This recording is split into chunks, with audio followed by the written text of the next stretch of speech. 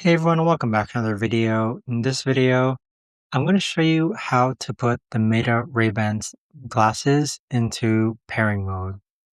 Now this video is going to be short, sweet, and simple, guys. There's not going to be a lot of steps involved.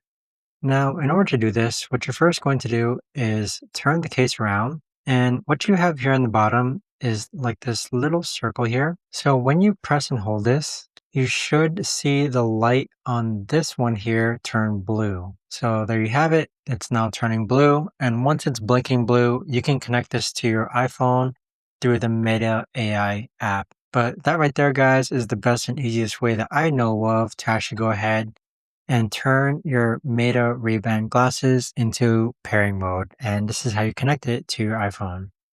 If you guys know of a better or easier way to actually do this, let me know in the comments down below.